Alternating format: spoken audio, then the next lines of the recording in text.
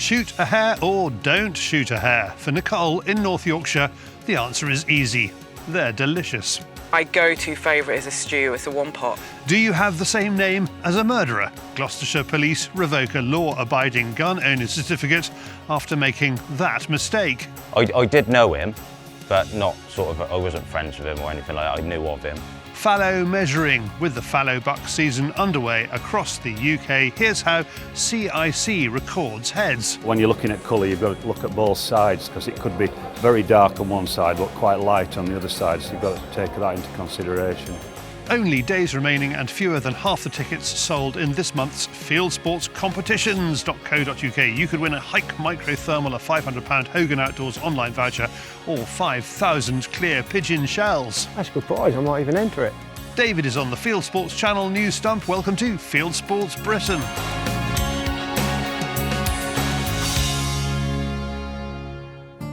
Nicole Moore shoots to eat. Whether it's rabbits, deer, pigeons or pheasants, she is always thinking about how she can turn her quarry into a delicious meal.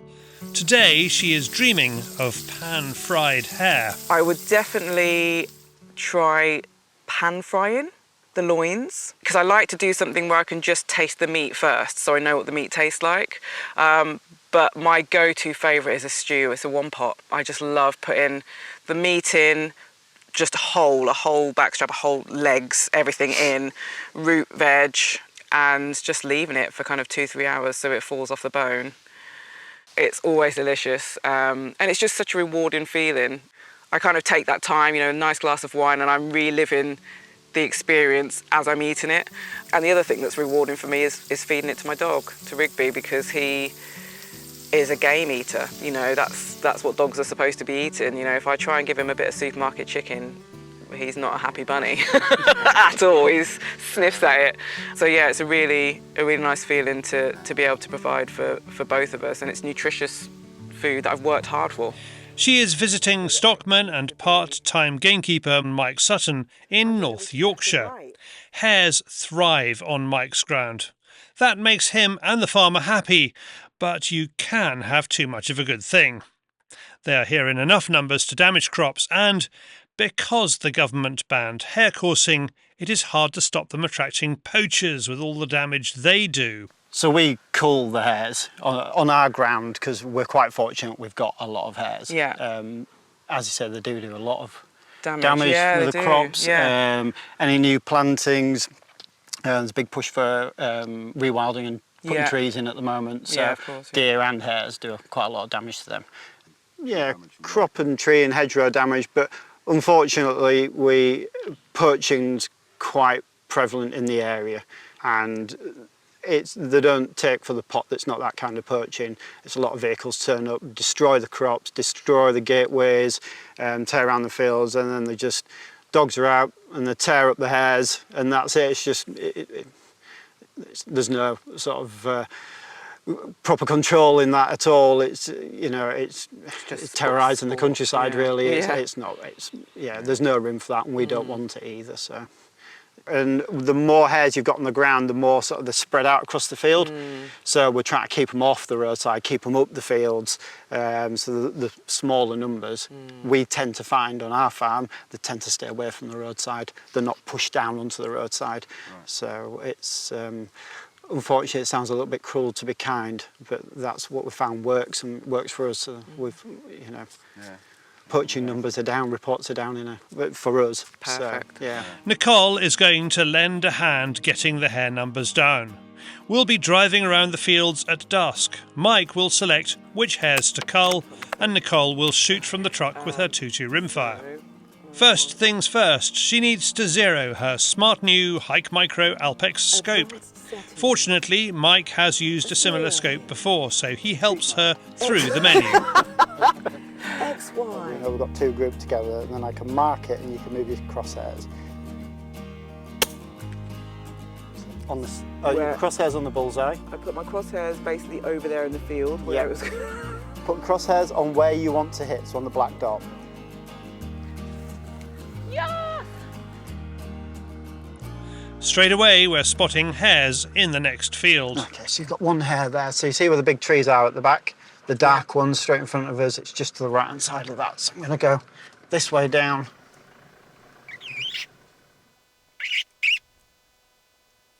There we go. Nicole finds that shooting from the truck isn't as straightforward as she expected. Despite the fact that you're shooting out of a car, you kind of think, oh, that's just easy, but actually it's not. There's still challenges to it, you know. You still have to have that mindset of, okay, get on it, quick, safety off. You know, they're quick animals, they're moving, they're always bobbing up and down eating or looking or running, or so, you know, get on it, safety off, bang, reload just in case. There we go. Right. That is going to be some good eating. Oh my God! There you go. Thank you so much. It's okay. Right, I'll pop him in the back Yeah. and they can cool off. And Amazing. That's the first one in the bag, but it's not all plain sailing. Nicole misjudges the range and misses this one over the top. Oh. right, so you've got 2 to the right. Okay. Let's go around the other side of it. It would help if I had some. I've got another map. Yeah, somewhere.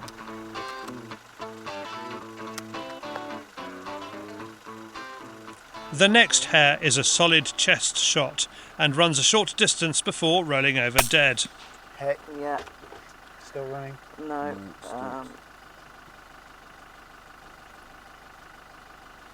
To the left. No, I can't. 3 more steps forwards and 3 to the left. This is why thermals are great, because they help you find your quarry in the dark after you've shot them. This one looks big. You see, you're getting quite good at this. Oh my goodness! Wow, what a beauty. Thank you so much. I love it. And I'm just like counting the meals as we go. It's amazing how much light I'm still getting through the scope. Yeah, they are very good. It's like daylight So good. when I'm looking through it. Yep. But it's night time.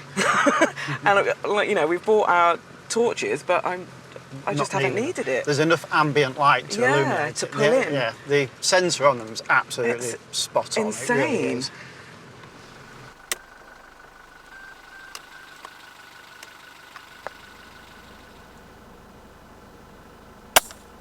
Yep. Yeah.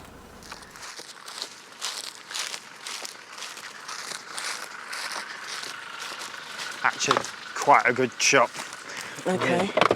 Just through the top there, you can see where the blood's Fantastic. coming out behind the back of the shoulder. Yeah. It's perfect.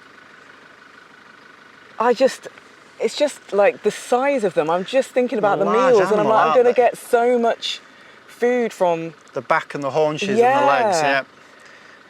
I'll use the fronts as well because Rigby will eat them. Yeah. Just cut around the damage and. Yep. Fantastic. That's how I think when I'm like, right, I'm going out hunting. How empty is the freezer? Okay, right, I'm going to need to get this, this, and this to get it up to right, great. And that's what I'm doing as I'm shooting as well. I'm counting my meals, you know, and thinking about what types of meals I can cook. I've never done hare before, so it's going to be exciting to see, to experiment. I know that I'm going to enjoy it. I love game meat, so yeah.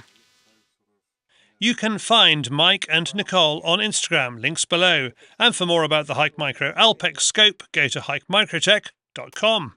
Thanks, Nicole. What do you think about shooting hares? Comments below, please. Next up, still with his own hare, it's David on the Fieldsports Channel News Stump. This is Fieldsports Channel News. The world's fastest and most accurate rimfire shooters have battled it out at the championships in Shropshire. The 2025 Rimfire World Championship took place at the West Midlands Shooting Centre, hosted by the Great Britain Precision Rifle Association and the International Precision Rifle Federation. Among homegrown winners, Josh Martin brought home gold in the factory division for Team GB, and GB's Holly Duggan won bronze in the ladies' competition. I've been really lucky to be in a squad with Camden Powers, who's the ladies' champion, and she has the most insane trigger presses. Everything is perfect every time. For the full story of the championship, watch next week's Fieldsports Britain. Police have given Rupert Lowe MP his guns back. The former Reform MP says he's pleased to have his guns returned, but furious they were ever taken. Thanks to Greg Hill for the story. The Langdale wildfire on the North Yorkshire moor is now in its third week. Mine workers and holidaymakers have been evacuated. Beedale Fire Station and Goatland Volunteer Fire Station, part of North Yorkshire's Fire and Rescue Service, are leading the fight against the fire with help from local gamekeepers. They are digging fire breaks as burning them at this time of year is too risky. An anti-hunting group has a new fundraiser, Adopt a Fox Cub, except you can't adopt a fox cub. Protect the Wild is committed to banning trail hunting. In order to raise funds, it's running a campaign called Adopt a Fox Cub, where its supporters pay it up to £10 a month. However, it has to make clear that in adopting a fox cub with Protect the Wild, you are not adopting a live fox cub, but donating to Protect the Wild via a symbolic animal adoption. The National Trust is whipping up hatred of gamekeepers on BBC Radio. Speaking on BBC Radio Derby, a National Trust manager says that gamekeepers persecute hen harriers. Well, all these birds nest on open moorland and really remote places, and what we're finding is the vast majority of persecution happens on or near to land managed for grouse shooting. Hen harriers obviously have to eat, so they'll eat small mammals, such as voles and shrews, but they'll also take chicks of birds, and I'm sure they will take grouse chicks as well. So unfortunately, these birds suffer high levels of persecution across the UK, and they are quite often shot. The manager goes on to admit that birds die naturally in their first year. The figure is thought to be about 75% of them, adding the birds are not always shot. He says the birds are at risk of extinction, but doesn't mention that 80% of successful hen harrier nests are on driven grouse moors. Sheep and deer kill more ground nesting chicks than squirrels and magpies, but badgers are the biggest killers. That's the conclusion of research by the British Trust for Ornithology. It's produced a report with help of organisations including the RSPB, which is ideologically committed to reducing sheep and deer numbers in the UK. Badgers are the biggest culprits, with foxes in second place. Swedish prosecutors have charged 6 men with offences during licensed bear hunting, including a Norwegian reality TV star. Among the defendants is Isaac Dreyer, saying here on Instagram that he makes no comment. Swedish prosecutors have indicted him and another 6 men for aggravated illegal bear hunting during a licensed hunt in October 2023. Thanks to Per Holmseth for the story. And finally, it's one of the biggest deals of its kind. An estate in Scotland has been sold to a Wall Street fund for £145 million. Griffin Forestry Estate near Aberfeldy in Perthshire, which is not a large estate at 14,000 acres, sold to a subsidiary of Gresham House, a London-based asset management company owned by a private equity firm headquartered in New York, valuing it at £10,000 per acre. It includes woodland and a wind farm. You are now up to date with Fieldsports Channel News. Stalking the stories, fishing for facts.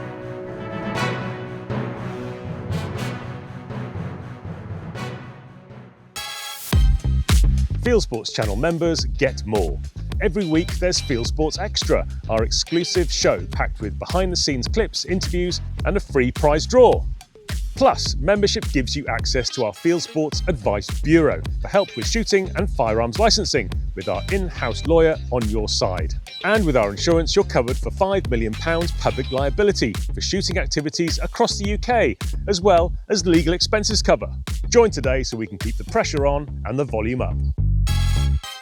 This week's Fieldsports Extra prize draw is for a drag bag from AIM Fieldsports. Here's John Dean. One bag does everything really. It'll carry all your kit, obviously carry your rifle in it. You've got various pockets that you can carry all your kit. There's rucksack style straps in the back here, just undo these, straps pop out. They last a long time. We give a 2-year warranty as standard. And we do various sizes from the 50 standard rifle. If you've got a long barrel, say a target rifle, we do a 55, and then we do the big boy, which is a 60-inch, which is mostly for 50 caliber and things like that. Find out how to enter the draw to win it on Fieldsports Extra, which you can watch by signing up as a member on our website, fieldsportschannel.tv. Talking of competitions, the August 2025 fieldsportscompetitions.co.uk raffle includes 5,000 Game Ball Clear Pigeon cartridges priced at £1,785. That's a good prize, I might even enter it. And a £2,500 Hike Micro spotter. Visit fieldsportscompetitions.co.uk to buy a ticket. Next, a word from Pulsar.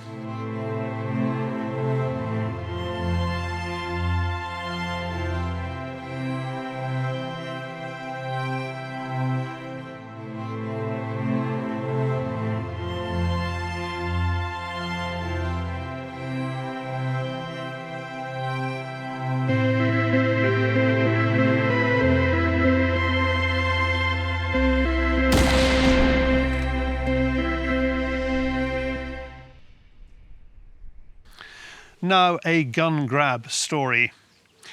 Jack Edmonds is a keen shot, a gamekeeper's son who lives in the Forest of Dean in Gloucestershire. Following a relationship breakup, his ex accused him of harassment. An accusation is all the police need. No need for proof. Jack Edmonds is a keen shot, a gamekeeper's son who lives in the Forest of Dean in Gloucestershire. Following a relationship breakup, his ex accused him of harassment. An accusation is all the police need. No need for proof. I was on the way to work. They picked me up in a police van, took me to the house straight away. Not allowed in the house. I went straight to the cabinet, took me gun straight away. I asked for a receipt and they told me that they would not do a receipt. So there's no way that they do any receipts anymore. And I still asked for a reason as well why they'd taken my guns off me. But unfortunately they did not give a reason. I asked three times for a reason. And they said that they'll get back in touch with me for a reason. The police did get in touch with Jack, and that's where things got embarrassing for the police. I got the letter maybe 2 or 3 months after. I was waiting on that letter to find out the reason. It stated on the letter that I was arrested and detained in custody for being a murder suspect with a stabbing. The lad in question was a Jack Edmonds, but he wasn't me, and about 10 years younger. Unfortunately, he's actually passed away. I believe it was drug misuse. I think he lived about 2 or 3 miles away from me. So yeah, I did know him, but not sort of, I wasn't friends with him or anything like that. I knew of him. And that's the main reason on the letter, you know, that they took my guns off me, but you know, that wasn't me. I put the complaint in 5 months ago. I have not heard anything back since. I had somebody ring me from Gloucestershire Constabulary headquarters to say that they were short-staffed, and that's all I've had. As for the main reason he lost his guns, Jack's story is well known to shooters throughout the UK. I went through a bad relationship breakup. She accused me of harassment, stalking, same usual thing. You know, I've heard a lot of stories of relationship breakups with people having their guns taken off them. You know, or unfortunately, all somebody has to do is pick up the phone without no evidence. All they have to do is to tell the police, and the police act. Jack is resigned to living without his guns. He's able to hold this one because he is under the close supervision of his father, a former gamekeeper who still has a shotgun certificate, despite having the same surname as a suspected murderer. They need guns in this part of Gloucestershire. Here's a wild boar up against Jack's garden fence having a go at his dogs. Jack regularly catches boar in a trap in his garden. So this is a William Ford, made in 1928. It was owned by a captain, an army captain from Staunton. I'm very traditional sort of bloke, you know, I like to have traditional guns. That's my pheasant gun choice. I've shot 80-yard pheasants with it. My father was a gamekeeper, so done a lot of rush shooting, a lot of pest control. But it's sort of, it's not just about pulling the trigger. You know, it's a way of getting out into the countryside, a way of life for me, because I've grown up with it. You know, that's been my life, and now it's taken away from me, and with no fault of my own. You know, there's been no investigation, proper thorough investigation. My guns was held at Gloucester, Quedgeley, but I managed to get them back. And the police did actually say that my father might not be able to have a licence also because I'm in the same household. I feel quite frustrated, frustrated and annoyed really, because they can, you know, they get it wrong. In my case, it's very bad that they've got it wrong. I don't know if it's happened to anybody else, but which, you know, and I know through relationship breakups and stuff that, you know, the police will look into that a little bit. I haven't appealed, but I put a complaint in and I've had nothing back. I will reapply, maybe next year, but it'd be a good chance to have a chat with the firearms officer then to say what's gone on. You know, and also it wasn't, last time they come here, it wasn't firearms officer, it was police staff.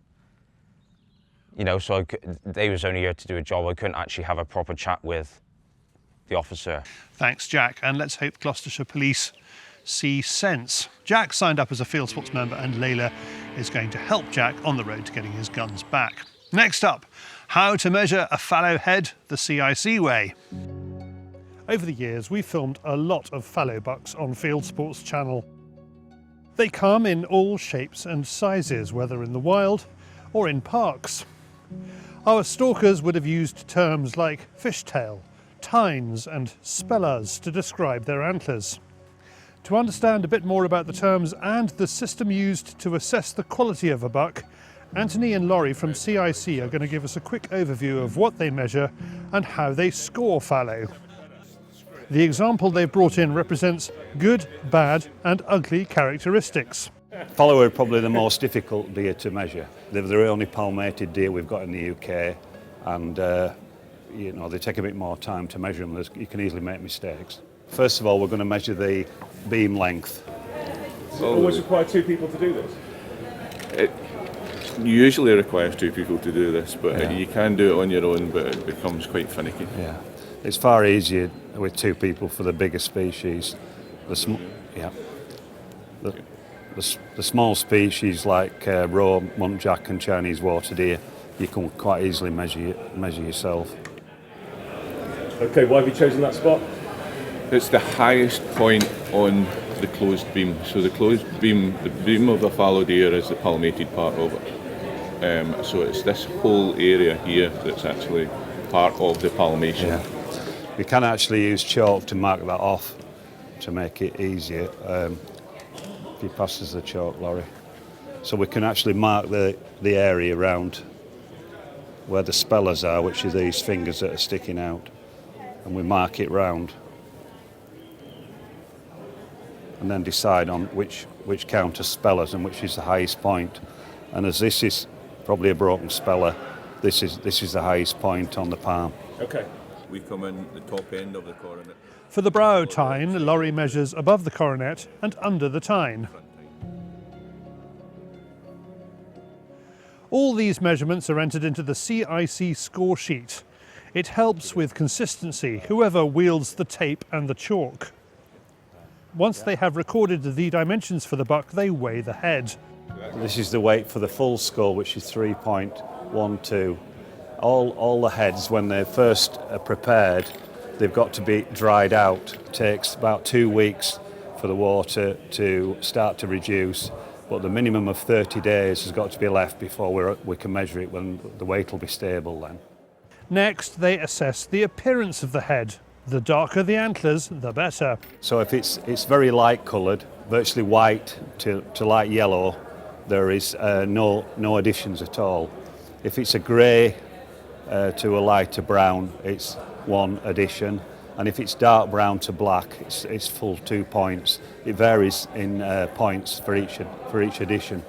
And also when you're looking at colour, you've got to look at both sides, because it could be very dark on one side but quite light on the other side, so you've got to take that into consideration. So we're looking at the spellers now, which are these points on the palm here. This side's got quite good spellers.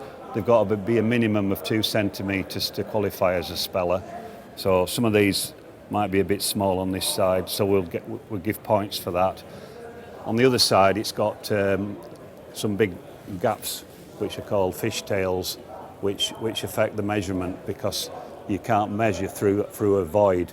So that would So give it's a bad thing. A fishtail's a bad thing. Yeah, fishtail's a bad thing. Okay. Also, the brow points, if they're symmetrical, very even, you would look at the head and give it more points. This one's got quite small brow points, and they're not the same. So you would give more points for the symmetry. Ideally, you want them both sides matching. So his right-hand side's let him down. Exactly. Unfortunately. Yeah. Yeah. To achieve a gold medal, the score is 180, silver 170 and bronze 160. If you'd like to get your fallow head measured, it doesn't cost the earth, and it all helps to build a national and international picture of the health of our deer. If you bring a fallow head in like this, it will cost you £45. That includes a medal and a certificate. It takes about 3/4 of an hour, usually with 2 people, to measure a big head like this. But I'll add that if it doesn't make a medal class, there's no charge. For more information about CIC, head to cicukteb.com. Thanks, guys. And that's it for this week. If you haven't done so already, please visit our website, fieldsportschannel.tv, where you can click to like us on Facebook and on Instagram. You can follow us on X, and on TikTok. You can subscribe to us on YouTube. You can pop your email address into our register page, our weekly newsletter box, and we will contact you about this show. Fieldsports Britain, it's at 7 p.m. UK time every Wednesday. And this has been Fieldsports Britain. Good hunting, good shooting, good fishing, and goodbye.